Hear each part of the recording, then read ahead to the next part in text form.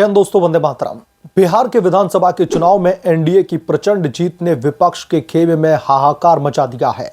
नीतीश कुमार और भारतीय जनता पार्टी के गठबंधन की ऐतिहासिक सफलता ने महागठबंधन को दोस्तों धूल चटा दी है। लेकिन इस जीत की सबसे ज्यादा टीस उद्धव ठाकरे गुट की शिवसेना के सांसद संजय राउत को लगती हुई दिख रही है। संजय राउत ने बिहार के चुनावी परिणामों पर एक ऐसा बयान दिया है जिसने पूरे राजनीतिक पटल पर हड़कंप मचा दिया है।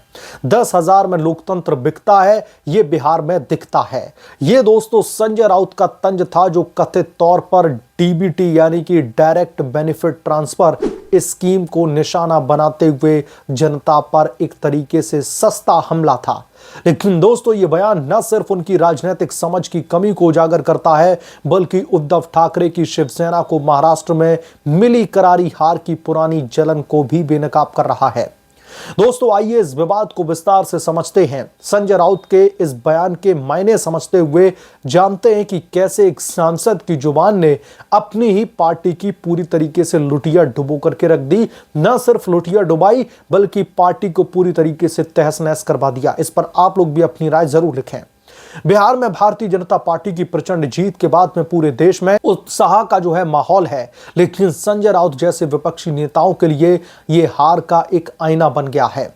संजय राउत ने मुंबई में दोस्तों एक प्रेस कॉन्फ्रेंस के दौरान कहा है कि बिहार में 10,000 रुपए के डीबीटी से लोकतंत्र बिक गया है। जनता को लुभाने के लिए पैसे बांटे जाते हैं और वो बिक भी जाते हैं।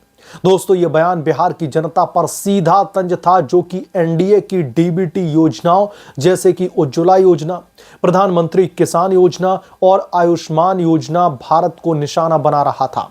संजय राउत का दोस्तों इशारा साफ था कि बिहार की जीत खरीदी हुई है, ना कि जनादेश पर आधारित है। लेकिन यह बयान न सिर्फ बिहार की 13 करोड़ जनता का अपमान है, बल्कि लोकतंत्र की मूल भावना पर भी प्रहार करता है। इसलिए संजय राउत की अब तीखी आलोचना और फजीहत हो रही है कि बिहार की जनता पर बिकने का आरोप।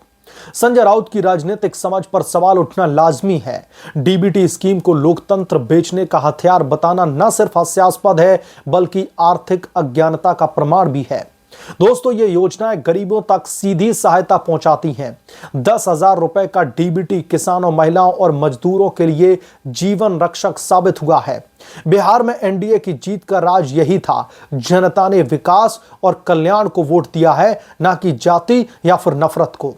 संजय राउत का बयान दर्शाता है कि वो अभी भी पुरानी राजनीति के चक्रव्यूह में फंसे हुए हैं, जहां पर पैसे की बजाय फ्रीबी और कमीशन का खेल चलता था। आलोचना की बौछारें संजय राउत पर पड़ रही हैं। बीजेपी के प्रवक्ता संबित पात्रा ने तंज कसते हुए संजय राउत को कहा है कि अगर 10,000 रुपए में लोकतंत्र बिकता है, तो महाराष्ट्र में उद्धव ठाकरे की सरकार क्यों बिक गई? क्या एकनाथ शिंदे को 10,000 रुपए दिए थे आपने? यह तंज दोस्तों सीधा महाराष्ट्र के साल 2022 के सियासी ड्रामे पर था, जब शिंदे गुट ने उद्धव सरकार पर दरअसल गाज गिराते हुए उद्धव सरकार को धड़ाम से गिरा दिया था। सोशल मीडिया पर hashtag Sanjay Raut expose trend कर रहा है, जहां पर यूजर संजय राउत को बिहार की जनता का अपमान करने वाला नेता बता रहे हैं। एक ट्वीट में लिखा गया है कि संजय राउत जी, बिहार ने दिखा दिया कि लोकतंत्र पैसे से नहीं काम से जीता जाता है। महाराष्ट्र की हार भूल जाओ। संजय राउत की राजनीतिक समझ की कमी उनके पिछले बयानों से भी छलकती है। साल 2019 के लोकसभा के चुनाव में दोस्तों उन्होंने मराठी मानुष को निशाना बनाया, जो बैकफायर कर गया। महाराष्ट्र के विधानसभा के साल 2024 में शिवसेना यूबीटी को महज 20 सीटें मिली, जबकि एकनाथ शिंदे भारतीय जनता पार्टी के गठबंधन ने 240 सीटों का आंकड़ा पार कर दिया। संजय राउत का यह बयान बिहार की हार से ज्यादा महाराष्ट्र की टीस को दर्शाता है। एक ऐसा दर्द जो उद्धव ठाकरे की राजनीतिक विरासत को लील गया। संजय राउत का बयान बिहार पर कम, महाराष्ट्र पर ज्यादा केंद्रित लगता है। दोस्तों साल 2022 में उद्धव ठाकरे की सरकार गिरने के बाद में संजय राउत ने गद्दारी का रोना रोया। लेकिन साल 2024 के चुनाव ने साबित कर दिया कि जनता ने शिंदे सरकार को मैंडेट दिया है। एकनाथ शिंदे और देवेंद्र फडणवीस की जोड़ी ने विकास, बुनियादी ढांचा और लड़ाई झगड़े से ऊपर वाली राजनीति पर फोकस किया, और नतीजा क्या निकला? उद्धव ठाकरे गुट की शिवसेना का ग्राफ लगातार नीचे गिरता गया और संजय राउत जैसे नेता हाशिए पर आ गए। एकनाथ शिंदे को गद्दार बताने वाले उद्धव ठाकरे गुट के नेता अपनी जमानतें तक नहीं बचा पाए। अगर वाकई में लोग उनको गद्दार समझते तो फिर मैंडेट उन्हें क्यों दिया जाता। यह बयान उद्धव ठाकरे की लुटिया डुबोने का एक और प्रमाण है। संजय राउत की आक्रामकता ने पार्टी को नुकसान पहुंचाया। नंदीग्राम से लेकर के मराठावाड़ा तक राजनीतिक विश्लेषक बताते हैं कि संजय राउत की जुबान अनियंत्रित है और इसका खामियाजा उद्धव ठाकरे गुट की शिवसेना को हर बार झेलना पड़ता है। बिहार की जीत से जलन महाराष्ट्र की हार को याद दिला रही है। अगर दोस्तों संजय राउत की समझ इतनी ही कमजोर है कि वो डीबीटी को खरीद बताते हैं, तो कैसे वो महाराष्ट्र जैसे राज्य की जटिल राजनीति को संभालने की बात करते हैं। यह बयान न सिर्फ उद्धव ठाकरे गुट की शिवसेना को कमजोर करता है बल्कि विपक्षी एकता को भी तोड़ता है। संजय राउत की राजनीतिक समझ पर सवाल उठना लाजमी है। उनका बयान न सिर्फ बिहार की जनता का अपमान है बल्कि लोकतांत्रिक व्यवस्था की अवहेलना भी है। डीबीटी जैसी योजनाएं पारदर्शी हैं। आधार कार्ड से लिंक, बैंक ट्रांसफर से डिलीवरी। बिहार में 80% से अधिक लाभार्थी महिलाएं हैं जिन्होंने एनडीए को वोट देकर के एम्पावरमेंट को चुना है। संजय राउत का तंज पैसे से वोट खरीदना बताता है कि वो गरीबी को समझते ही नहीं है। गरीबी का इलाज पैसे से ही होता है, ना कि भाषणों से, जो संजय राउत और उनके नेता लंबी लंबी डींगे हाँकते हैं। दूसरा, संजय राउत की आलोचना उनकी ही पार्टी के लिए घातक है। उद्धव ठाकरे ने संजय राउत को दरअसल स्पोक्सपर्सन बनाया, लेकिन अब वो भूमिका पार्टी को डुबो रही है। महाराष्ट्र में बीएमसी चुनाव आने वाले हैं, जहां पर संजय राउत का एक और गलत बयान शिवसेना को बाहर कर सकता है।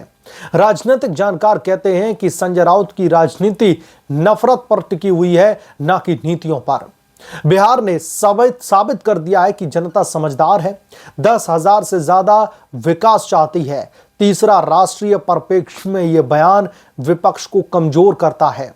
इंडिया गठबंधन पहले ही बिखर चुका है। बिहार में तेजस्वी यादव की हार के बाद में संजय राउत का तंज गठबंधन को और भी ज्यादा तोड़ता है। क्या संजय राउत यही सोचते हैं कि बिहार की जनता बिकाऊ है? ये दरअसल उनकी जो सोच है, जो विपक्ष की सबसे बड़ी अब कमजोरी बन चुकी है कि इस देश की जनता, किसी भी राज्य की जनता बिकाऊ बैठी हुई है। आप उनको पैसे दे दीजिए, पैसे के बदले में वो वोट दे देंगे। यही मानसिकता विपक्ष की उन्हें डूबती हुई दिखाई दे रही है। उन्हें लगातार उनकी लुटिया डुबोने का काम कर रही है और यही हाल बिहार के महागठबंधन का हुआ। प्रधानमंत्री नरेंद्र मोदी और एनडीए की गठबंधन वाली सरकार की तरफ से वाकई में महिलाओं को सशक्त बनाने के लिए कुछ योजनाओं की घोषणा की गई और उसको जमीनी तौर पर लागू भी किया, लेकिन महागठबंधन के नेता इन तमाम योजनाओं को इस तरीके से पोर्ट्रे करते हैं, अपनी तरफ से एनडीए को कॉपी करते हुए इस तरीके से योजनाएं लॉन्च करते हैं, जो साफ तौर से दिखाता है कि इन्हें जनता के विकास की नहीं बल्कि जनता के वोट को लेने की पड़ी है। फिर वो वोट चाहे जैसे भी लिया जाए, भले ही जनता को पैसे देकर के ले लिया जाए। तो उद्धव ठाकरे की लुटिया तो संजय राउत ने पहले से ही डूबी है और संजय राउत जब जब मुंह खोलते हैं तो ऐसा लगता है कि वो उद्धव ठाकरे के स्पोक्स पर्सन नहीं बल्कि राष्ट्रवादी कांग्रेस पार्टी के जो मुखिया हैं शरद पवार, उनके दरअसल ये प्रवक्ता समझ में आते हैं।